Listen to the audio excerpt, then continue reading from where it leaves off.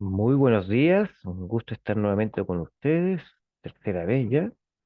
Estamos ya en la mañana número 12 de que comenzamos la lectura del libro El conflicto de los siglos, capítulo 12. Ayer estamos con la hermana Marisela viendo, ¿no es cierto?, el capítulo 11, la protesta de los príncipes, la dieta de Espira, de 1529, la experiencia y de fe de los príncipes alemanes que se enfrentan al poder de la Iglesia Católica del Imperio Alemán arriesgando su vida, su riqueza, el martirio, pero fieles al Señor y a la Biblia, y que protestan con fuerza ante el reino, ¿cierto? Por sus derechos a la libertad de conciencia, expresar su fe de acuerdo a su conciencia y a la Biblia. Y ahí el nombre protestante, ¿no? De ahí viene el nombre protestante. Ahí está esta gran protesta que se hizo ahí en la dieta de Spira de 1529. En el capítulo de hoy, capítulo 12, la reforma en Francia. Vamos a ver cómo la reforma se expande hacia, o paralelamente a ella, en la de Alemania, Lutero, se va expandiendo y va ampliando por el resto de Europa. Ya también hablamos en el capítulo anterior sobre en Suiza, la voz se enciende en Suiza, ¿no es cierto?, con Zwingli, ¿no? Paralelo a Lutero también está haciendo su reforma ahí, ¿no es cierto?, en Suiza. Lo mismo en Francia, y eso es el capítulo de hoy día.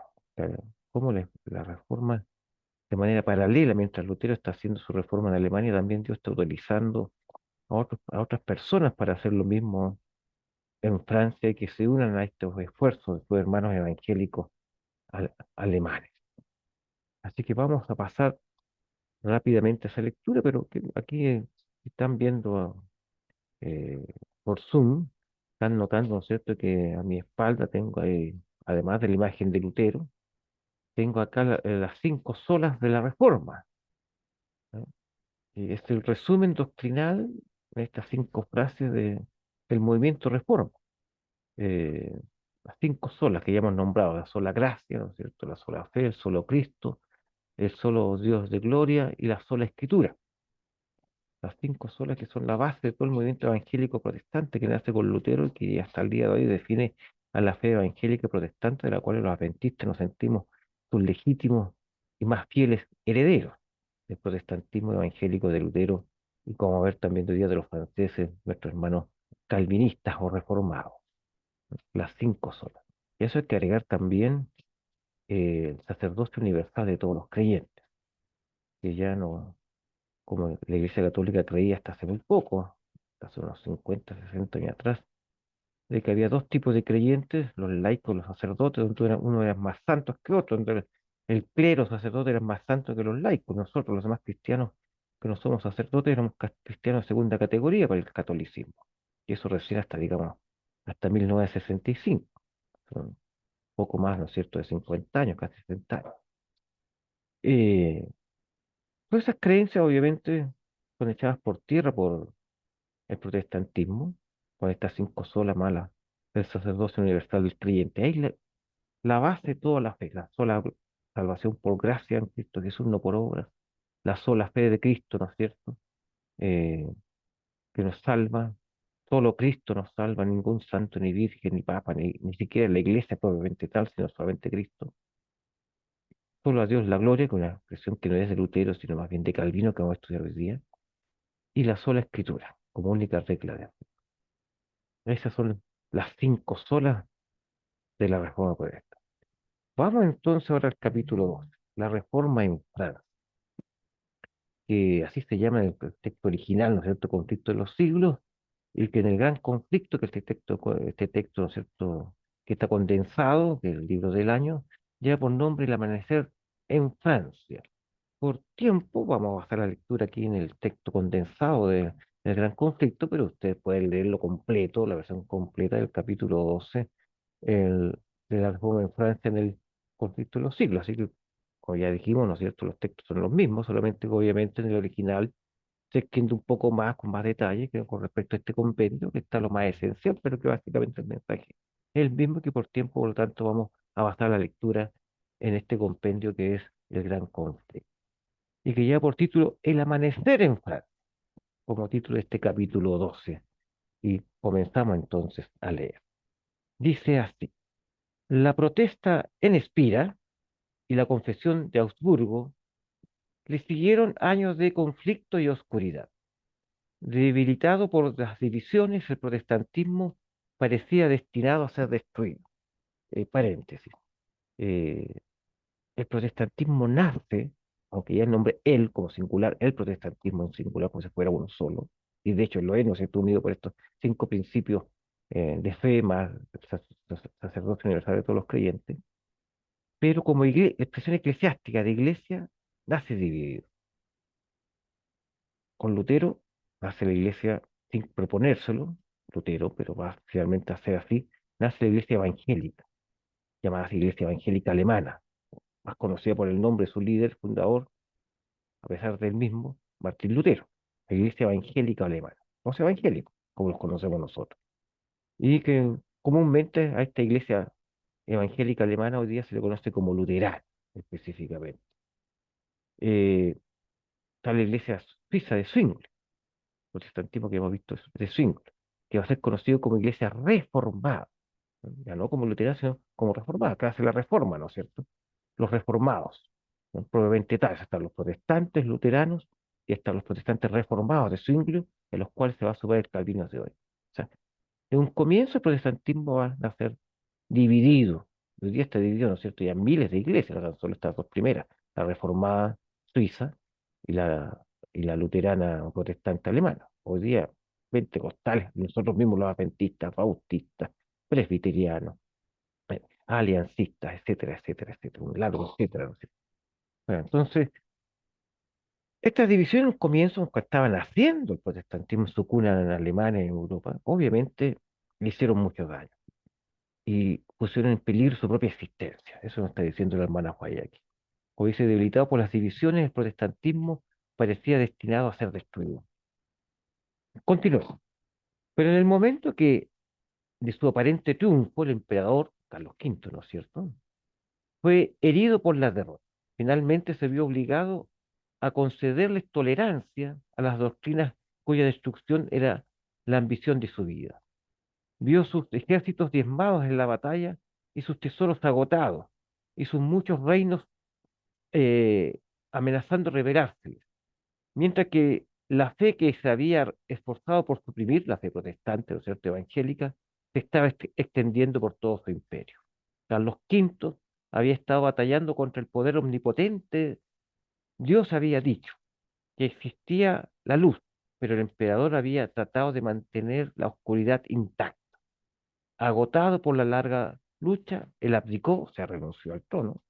Cuando un rey renuncia, esa renuncia se llama abdicar. El rey abdicó y se encerró en su claustro y entregó el trono a su hijo, conocido como Felipe II, eh, y él se retiró derrotado. El gran sueño de tener, paréntesis, el gran sueño de Carlos V de crear un gran imperio al estilo romano, único, unido, un solo reino con una sola religión, la católica. Y lamentablemente, después de décadas de lucha, no logró ninguna de las dos cosas. No logró que su imperio fuera unido, siempre hubo constante lucha al interior de su imperio, los franceses, los españoles, alemanes mismos, etcétera. Por lo tanto, nunca pudo lograr la unidad completa de Europa, a pesar de su intento, y tampoco la unidad religiosa, con el protestantismo, con Lutero, con Zwingli, con Calvino, que no los pudo derrotar, sofocar. Así que finalmente, cansado de tantas luchas toda su vida, termina aplicando a favor de su hijo, y él se retira. Y así termina Carlos V, un hombre derrotado, derrotado por Dios, literalmente, no por Lutero, no por Calvino, o por los reyes de Francia, o de otros reyes que se lo pusieron, sino por el propio Dios, como dice la hermana Juan. Sigamos. En Suiza, mientras muchos cantones, así se llaman las provincias o estados suizos, cantones, muchos cantones aceptaban la reforma, otros se aferraban a los credos de Roma. Bueno, eso hasta el día de hoy, Suiza, hasta el día de hoy, igual que Alemania, está dividida en, en provincias o estados o cantones, como en Suiza, evangélicos y otros que son católicos. Se mantiene esa división. La persecución, continuamos, la persecución provocó la guerra civil. Zwingli y muchos otros que se habían unido a la Reforma cayeron en el sangriento campo de Capello. Roma jubilosa parecía que en muchos lugares estaba recobrando todo lo que había perdido. Pero Dios no había abandonado su causa ni a su pueblo. Levantó obreros en otros países para que llevaran adelante la reforma.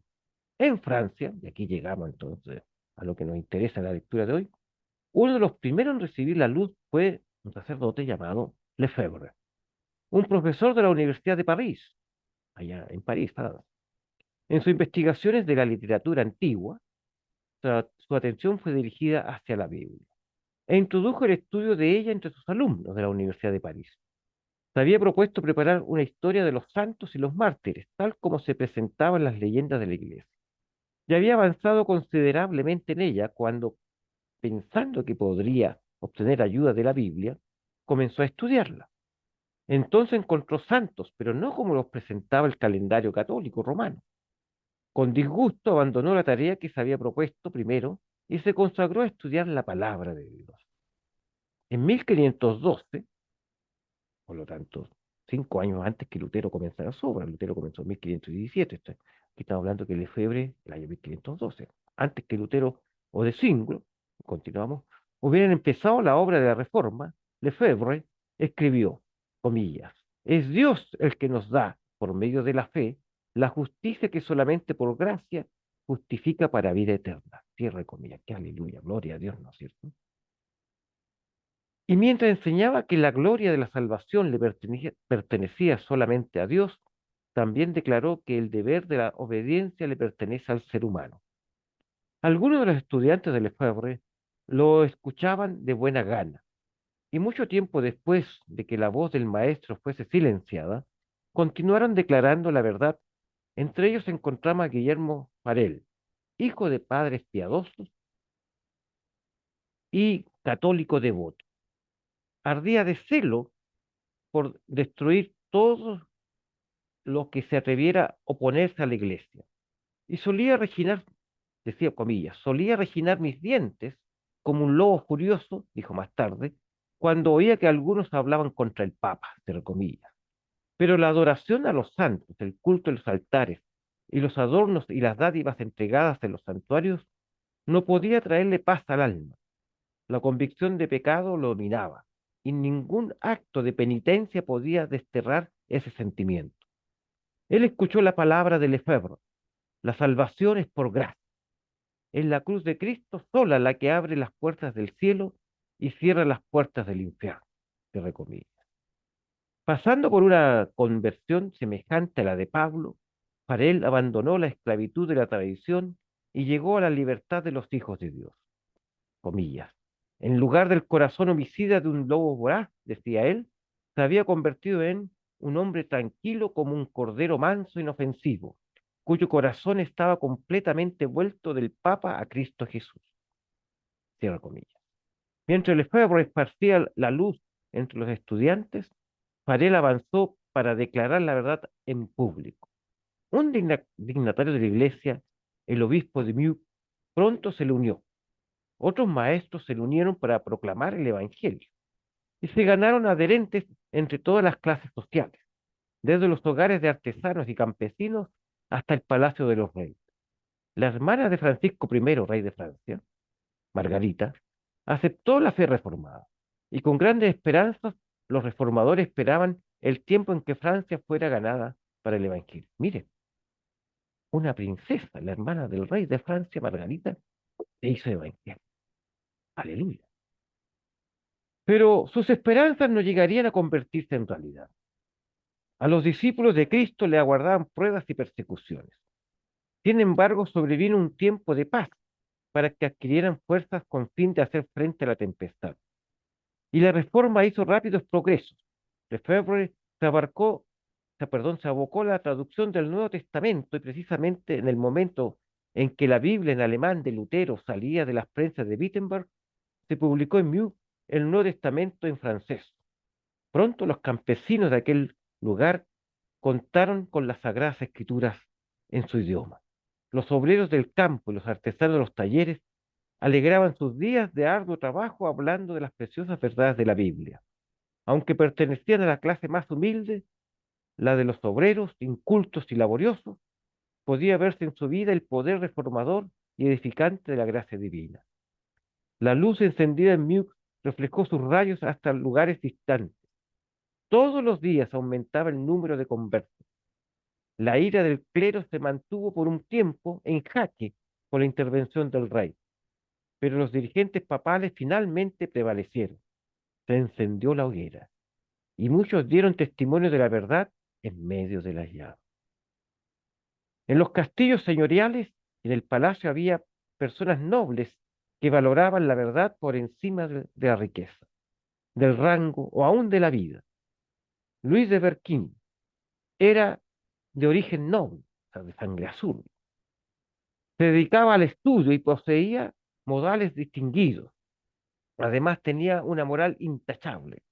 Como corona de todas sus demás virtudes, aborrecía en forma especial el luteranismo. Pero después de haber sido guiado por la providencia a estudiar la Biblia, se admiró de encontrar allí, comillas, no las doctrinas de Roma, sino las doctrinas de Lutero, cierre comillas. De este modo se consagró a la causa del Evangelio. Los romanistas de Francia lo arrojaron a la cárcel como hereje, pero fue puesto en libertad por el rey Francisco I, que durante años osciló entre Roma y la Reforma.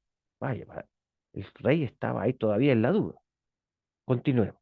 Las autoridades papales encarcelaron 3 veces a Bertin, solo para que el monarca lo liberara esas 3 veces, pues rehusaba sacrificarlo a la malicia del clero.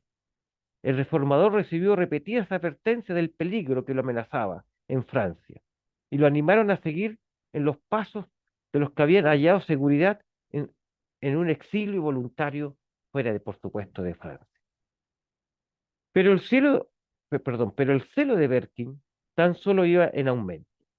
Se decidió a usar medidas más valientes. No solamente se mantenía firme en defensa de la verdad, sino también atacaba el error. Los opositores más activos eran los monjes instruidos del Departamento Teológico de la Universidad de París, una de las autoridades eclesiásticas más altas de la nación. De los escritos de estos eruditos, Berkin extrajo 12 proposiciones que públicamente declaró, comillas, contraria a la Biblia, y apeló al rey para que fuera juez en la polémica. El monarca, gozoso por la oportunidad de humillar el orgullo de estos monjes engreídos, pidió que los romanistas defendieran su causa con la Biblia, pero esta arma les servía de poco. La tortura y la hoguera eran instrumentos que sabían escribir mejor. Ahora ellos vieron que estaban por caer en el foso en el que habían esperado echar a ver y buscaron un medio de escape, comillas. Precisamente en ese tiempo fue mutilada una imagen de la Virgen que estaba situada en una de las esquinas de la ciudad. Multitudes acudieron al lugar lamentándose e indignados. El rey fue hondamente conmovido. Estos son los frutos de las doctrinas de Berkin, clamaban los monjes. Esta conspiración luterana está a punto de derrocarlo todo, la religión, las leyes, el trono mismo, decían ellos. El rey se retiró de París y los monjes se vieron en libertad para poner en práctica su voluntad.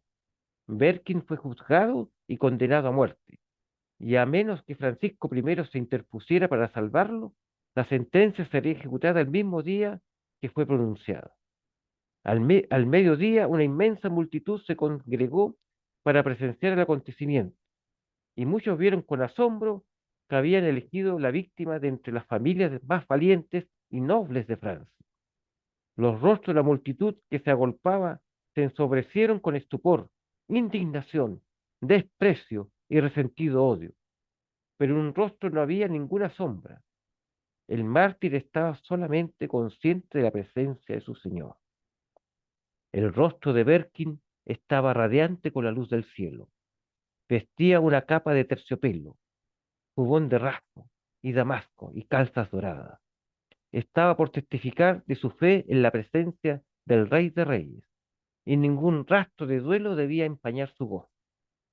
Mientras la procesión se movía lentamente por las calles atestadas, el público notaba con admiración el gozoso júbilo que se reflejaba en su rostro.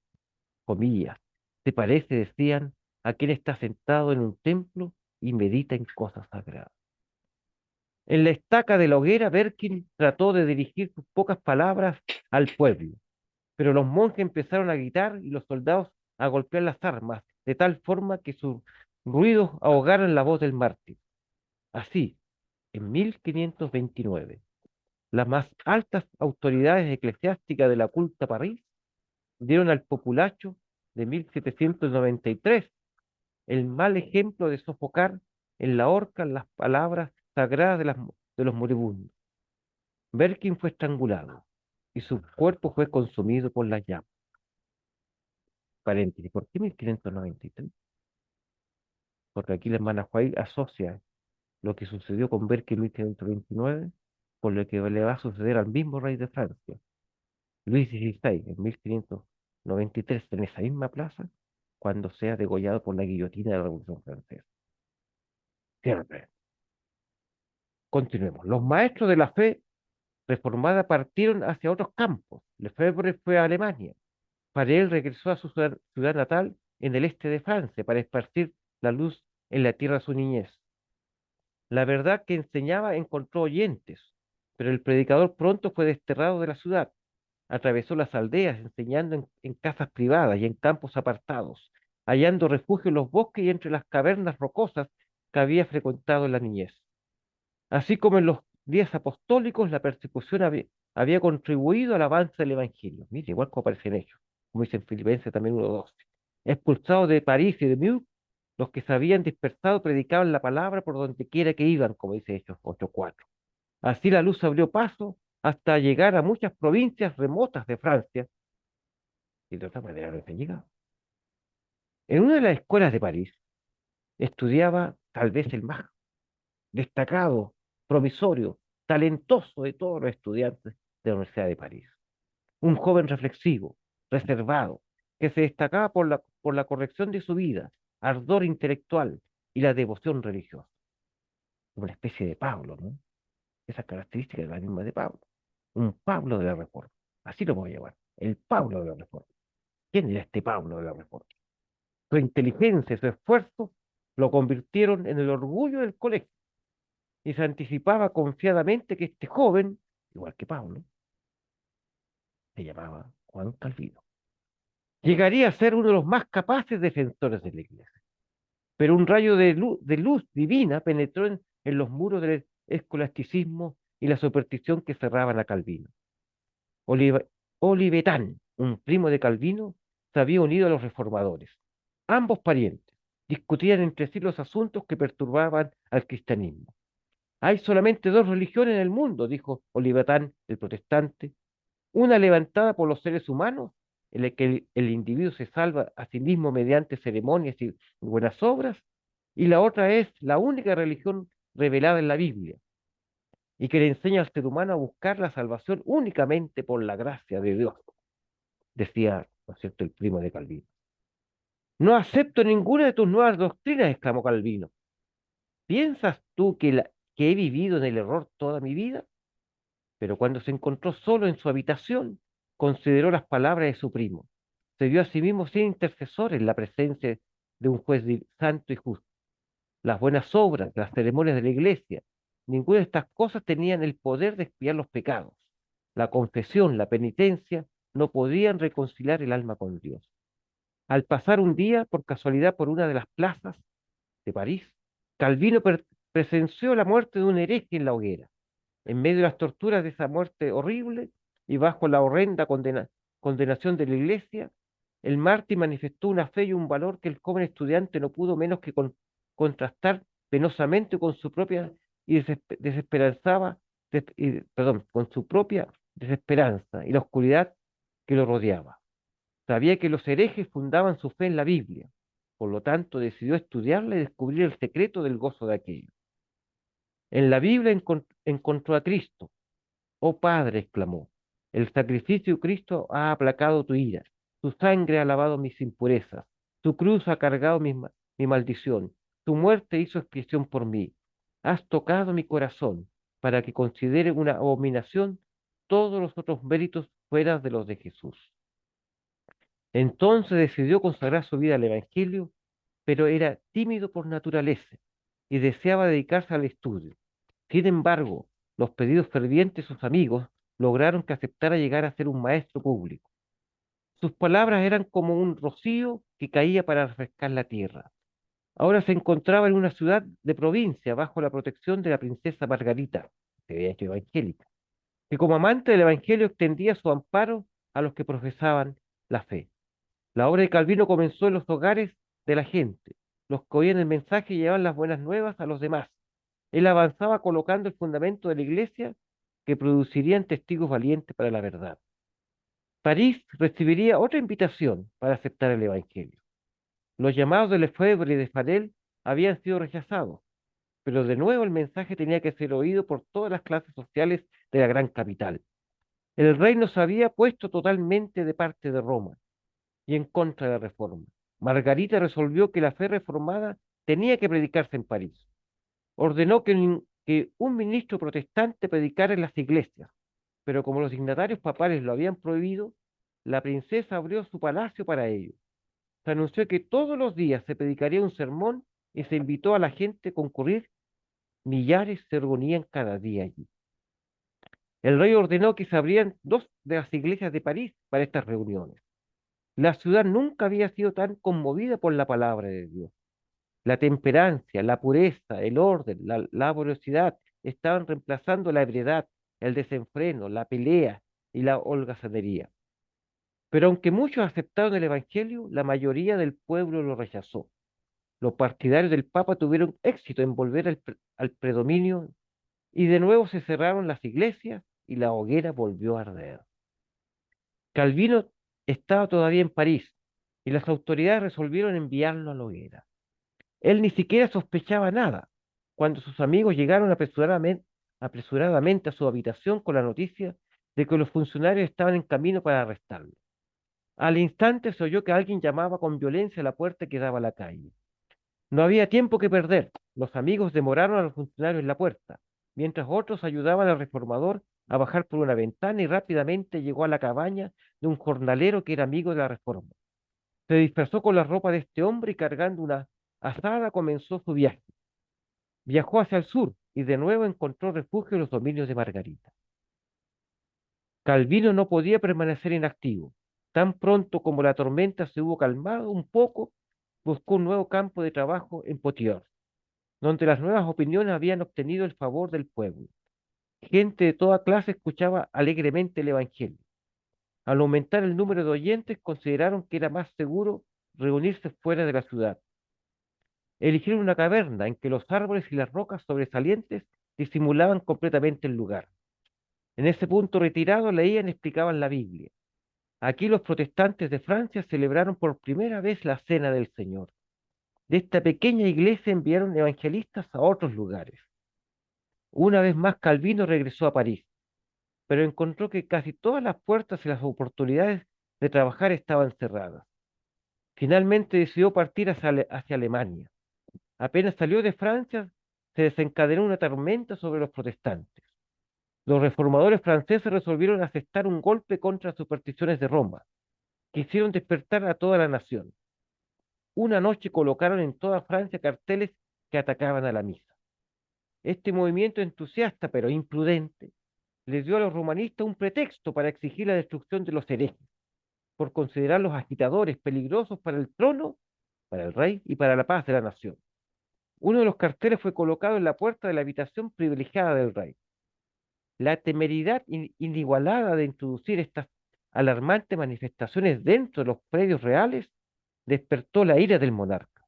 Su cólera se manifestó en las terribles palabras: deténgase a todos los sospechosos del luteranismo sin distinción. Los exterminaré a todos. El rey había decidido ponerse completamente del lado de Roma. Un pobre adherente a la fe reformada, quien acostumbraba a convocar a los creyentes a sus secretas reuniones, fue capturado. Amenazándolo con una muerte inmediata en la hoguera, se le ordenó que condujera al emisario papal a la casa de todo protestante de la ciudad. El miedo a las llamas prevaleció y este hombre aceptó traicionar a sus hermanos. Morín, el detective real, junto con el traidor, pasaron lenta y silenciosamente por las calles de la ciudad. Cuando llegaban frente a la casa de un luterano, el traidor hacía una señal sin pronunciar palabra. La procesión se detenía, entraban en la casa, encadenaban a la familia y la sacaban, y la compañía proseguía en busca de nuevas víctimas. Morín hizo temblar a toda la ciudad, fue un reinado del terror. Las víctimas fueron entregadas a la muerte por medio de crueles torturas, pues había ordenado especialmente que las quemasen a fuego lento, con el fin de prolongar su agonía. Qué terrible. Pero murieron como conquistadores, con una persistencia inconmovible y en medio de una paz imperturbable. Los perseguidores se sintieron derrotados. Toda París pudo ver qué clase de personas podían ser producidas por las nuevas ideas. No había púlpito tan eficaz como la hoguera de los mártires. El gozo sereno que iluminaba los rostros de estas personas mientras eran llevadas al lugar de la ejecución proclamaba con irresistible elocuencia las bondades del Evangelio. A los protestantes se les acusó de estar tramando masacrar a los católicos, derrocar al gobierno, asesinar al rey, aunque no podían presentar ni un vestigio de evidencia que sostuviera esta acusación. Pero las crueldades infligidas contra los inocentes protestantes rindieron fruto en el futuro, que en los siglos posteriores trajeron sobre el rey, su gobierno y sus súbditos franceses el mismo desastre que habían predicho.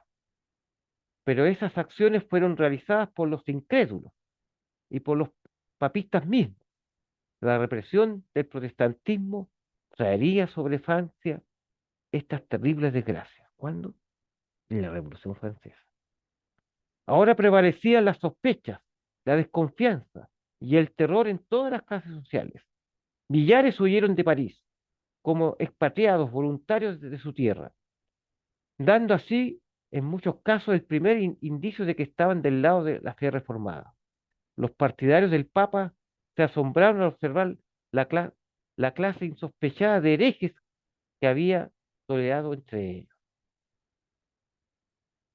Francisco I se había deleitado en reunir en su corte a hombres de letras de todos los países, pero inspirado por el celo de desterrar la herejía, este mecenas del conocimiento, mecenas se llama a los ricos que financian a los artistas, a los científicos, proclamó un edicto para prohibir la imprenta en toda Francia. Mire qué barbaridad. Francisco I constituye uno de los muchos ejemplos que revelan que la cultura intelectual no es una salvaguardia contra la intolerancia y la persecución religiosa.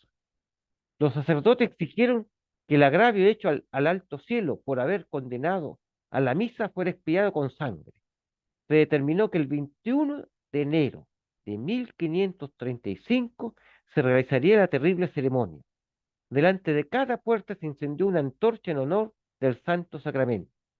Antes del amanecer se formó la procesión en el Palacio del Rey. El obispo de París llevaba la hostia bajo un magnífico palio, sostenido por 4 príncipes de linaje real. Tras ellos caminaba el rey. Ese día Francisco primero no llevaba corona, ni el manto de su investidura real. En cada altar se inclinaba con humillación, no por los vicios que corrompían su alma, ni por la sangre inocente que manchaban sus manos, sino por el terrible pecado de sus súbditos que habían osado condenar la misa.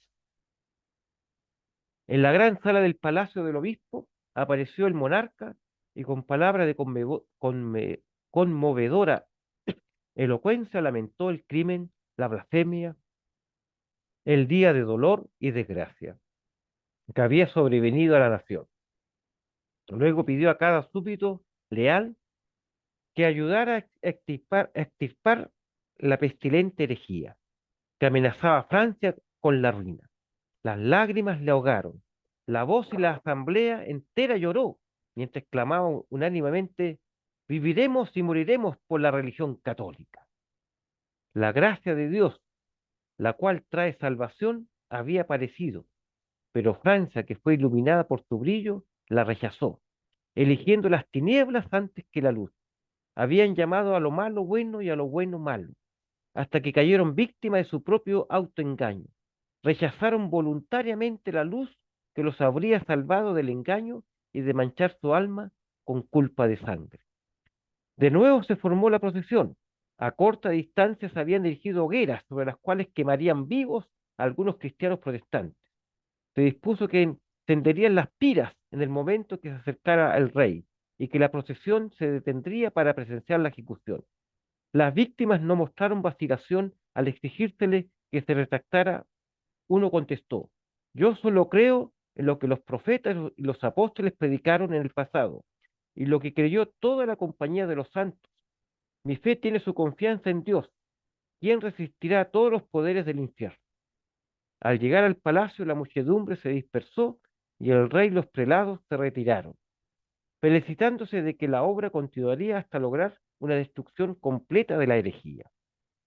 El Evangelio de la Paz que Francia rechazó, escuche bien esto, iba a ser desarraigado con toda seguridad y los resultados serían terribles. El 21 de enero de 1793, otra procesión recorrió las calles de París. De nuevo el rey era la figura principal. Otra vez la multitud proclamaba. De nuevo se oían los gritos que pedían más víctimas. De nuevo había oscuros cadalzos. Y de nuevo las escenas del día terminaron con horribles ejecuciones. Luis XVI, forcejeando con los carceleros y con los verdugos, fue arrastrado hasta la guillotina, y allí lo sostuvieron por la fuerza, hasta que la cuchilla cayó y su cabeza, separada del cuerpo, rodó sobre el cadalso. Cerca del mismo sitio, 2.800 personas murieron decapitadas por la guillotina. La Reforma le había presentado al mundo una Biblia abierta. El amor infinito había abierto delante de los seres humanos los principios del cielo. Cuando Francia rechazó el don del cielo, sembró las semillas de la ruina. El resultado inevitable de la ley de causa-efecto fue lo que se conoce históricamente como la Revolución Francesa y el régimen del terror. El valiente y entusiasta Farel se vio obligado a huir de su tierra natal a Suiza. Sin embargo, continuó ejerciendo una decidida influencia sobre la reforma en Francia. Con ayuda de otros exiliados, tradujeron al francés los escritos de los reformadores alemanes y los imprimieron en grandes cantidades junto con la Biblia en francés. Los colportores vendieron estas obras en forma muy extensa en toda Francia. Farel inició su obra en Suiza, bajo el humilde disfraz de un maestro de escuela, introduciendo cuidadosamente las verdades de la Biblia. Algunos creyeron, pero los sacerdotes intentaron detener la obra, y los supersticiosos fueron inducidos a oponerse a ella. Ese no puede ser el Evangelio de Cristo, instaban los sacerdotes, puesto que la predicación de estas ideas no trae paz, sino guerra. Farel iba de aldea en aldea, soportando hambre, frío y cansancio, y hallando por todas partes peligro para su vida. Predicaba en los mercados, en las iglesias y a veces en los púlpitos de las catedrales. Más de una vez fue golpeado hasta quedar ca- casi muerto. Sin embargo, avanzó, vio abrirse el Evangelio una a una, y aldeas y ciudades que habían sido fortaleza del papado se abrieron. Farel había tenido el deseo de plantar el estandarte del protestantismo en Ginebra. Si esta ciudad llegara a ganarse, sería un centro para la reforma en Francia, Suiza e Italia. Muchas de las ciudades y villas vecinas habían sido ya ganadas. Con un solo compañero entró en Ginebra, en Suiza francesa, pero pudo predicar solamente 2 sermones. Los sacerdotes lo convocaron primero a un concilio eclesiástico, con armas escondidas debajo de sus hábitos, determinado a darle muerte. Una multitud furiosa se reunió para asegurarse de su muerte, si lograba escapar del concilio. Sin embargo, la presencia de los magistrados de una fuerza armada lo salvó. Temprano por la mañana del siguiente día fue conducido a través del lago a un lugar, al lago de Ginebra, a un lugar seguro. Así terminó su primer esfuerzo por evangelizar Ginebra. Pero al siguiente intento eligieron un instrumento más sencillo, un joven de apariencia tan humilde que fue fríamente tratado aún por los profesos amigos de la Reforma.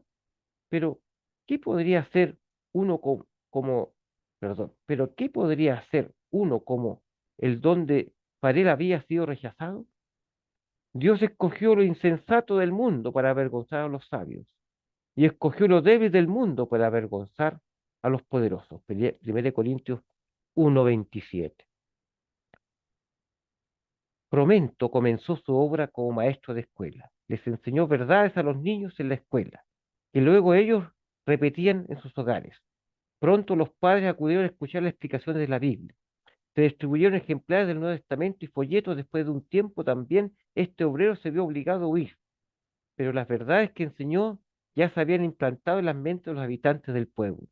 La reforma había sido establecida, los predicadores regresaron y el culto protestante se afianzó finalmente en la ciudad de Ginebra. La ciudad se había decidido ya a favor de la reforma, cuando Juan Calvino entró por sus puertas. El reformador se dirigió a Basilea, cuando se vio obligado por las circunstancias a tomar un camino de rodeo que pasara por Ginebra. En esta visita, Farel reconoció la mano de Dios. Aunque Ginebra había aceptado la fe reformada, la obra de regeneración del corazón debía realizarse por el poder del Espíritu Santo, no por decretos ni concilios. Aunque el pueblo de esta ciudad había desechado la autoridad de Roma, no estaba tan dispuesto a renunciar a los vicios que habían florecido bajo su dominio. En el nombre de Dios, Farel exhortó al joven evangelista a que se quedara y trabajara allí. Calvino se sintió alarmado. Quería evitar el trato directo con el espíritu fuerte, incluso violento, de los ginebrinos. Deseaba encontrar un lugar tranquilo para estudiar y desde allí, por medio de la prensa, instruir y edificar a las iglesias.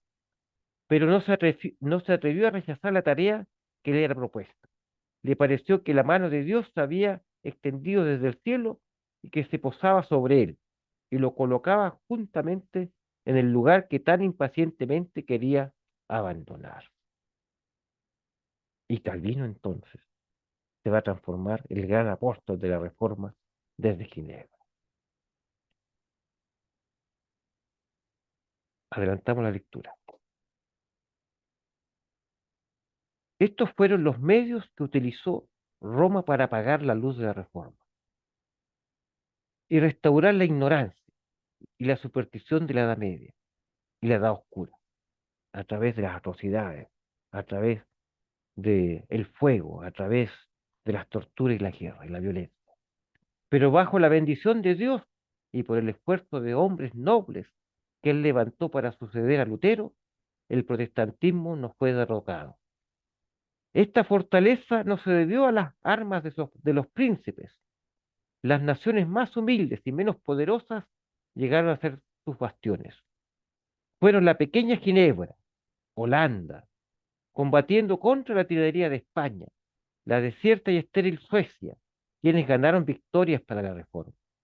Durante sus casi 30 años, Calvino trabajó desde Ginebra, procurando el avance de la reforma por toda Europa. Su conducta no fue perfecta, ni estaban sus doctrinas llenas, perdón, ni estaban sus doctrinas libres de error, pero él fue clave para proclamar verdades de una importancia especial, para mantener el protestantismo frente a la ola papal que rápidamente regresaba, y para promover en las iglesias reformadas la sencillez y la pureza de vida. Desde Ginebra salían publicaciones y maestros para esparcir las doctrinas reformadas. Desde este punto esperaban todos los países recibir la instrucción y ánimo. La ciudad de Calvino, Ginebra, llegó a ser un refugio para los perseguidos reformadores de toda Europa occidental. Eran recibidos cálidamente y los cuidaban amablemente, y al encontrar allí su hogar, en Ginebra, bendecían a la ciudad adoptiva con su saber, su capacidad y su piedad. Juan Knox, el valiente reformador escocés, no poco de los puritanos ingleses, protestantes holandeses y de España, los hugonotes de Francia, lle- llevaron desde Ginebra la antorcha de la verdad para iluminar las tinieblas de sus países natales. Ginebra se convirtió en la capital del protestantismo durante la época de Calvino. Y desde allí fue llevado el Evangelio a toda Europa y de Europa a América, a Estados Unidos y del siglo XIX aquí. Alabado sea el nombre de Dios, hermanos míos. Que Dios los bendiga a todos. Muy buenos días.